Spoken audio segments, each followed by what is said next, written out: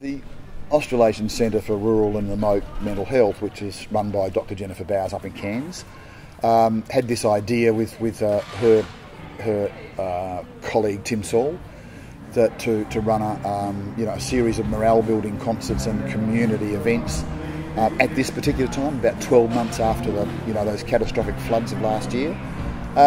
Just to remind people that even though they might be off the front pages of the paper, there's lots of us who understand that the struggle goes on, and so hopefully the concerts themselves are a bit morale boosting and sort of inspiring, hopefully, and delivering a sense of what it means to be Australian with all the optimism and stuff that entails, and also to create a nucleus for information sharing essentially about mental health issues, because that's what the Australasian Centre is all about, rural and remote mental health. The benefits for the communities, not just in the culmination of these four events, it's the role that all of the people play in terms of bringing the community together in planning for, being involved with, and then seeing the culmination of their work coming together, because these communities have done it really tough, still are, and so in a sense it's an uplifting celebration at the end of the day. But in the process of doing that, it's allowing people to recognise that there are still issues and that there are things that need to be resolved and talked about. And this is just really opening up that conversation. It's raising awareness. It's encouraging people to talk amongst themselves, which they're doing right now as we're talking. It means that they're encouraged to talk to their families and friends when they've got problems. And as we heard the Mayor say last night, and he's here again tonight speaking, that he's had 5 neighbours commit suicide. He knows what it's about. He recognises what the whole thing's about, and he's really concerned about his mate's health, and he's really aware of that.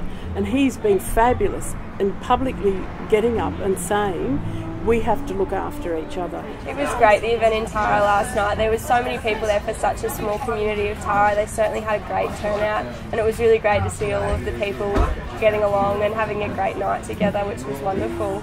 I think there's primary and secondary interventions where you come and you do things like this, and you create activities and you create centres and foci, if you like, for the community to come together and share their stories. They can be, as important, perhaps more important, because in lots of ways, once people start to share their stories, as I said, a problem shared is a problem halved.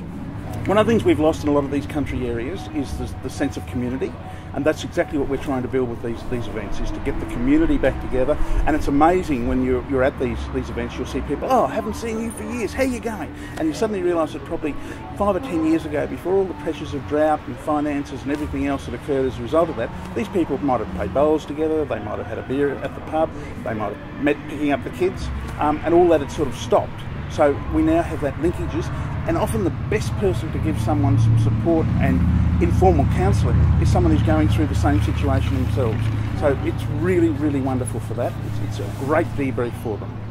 First of all, think that there's so little put into raising awareness, promoting a range of different ways of getting information, getting help, those sorts of things. The real preventative strategies, we've got to look at primary interventions that do those sorts of things, raise awareness, but equally secondary interventions like the small passport to mental health in agriculture that we've developed, that we're handing out at these events.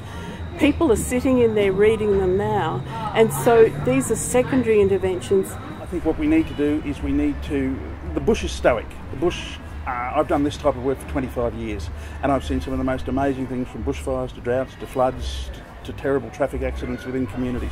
They'll take it on the chin and they'll just keep soldiering on. So what we need to do is we need to go out, run events like this. We need to talk to them, because they all like to talk. Don't think that they'll shut up. They like to talk, and then record that, and then start to take that back and say, hey, there's people living out there west of the Great Dividing Range. And that's something I think a lot of urban people tend to have forgotten, that there's a whole country out here don't jump in an aeroplane and go and have a look somewhere else. Come for a look out here and meet these people. They'd love to, and they're part of our heritage. They're part of our history.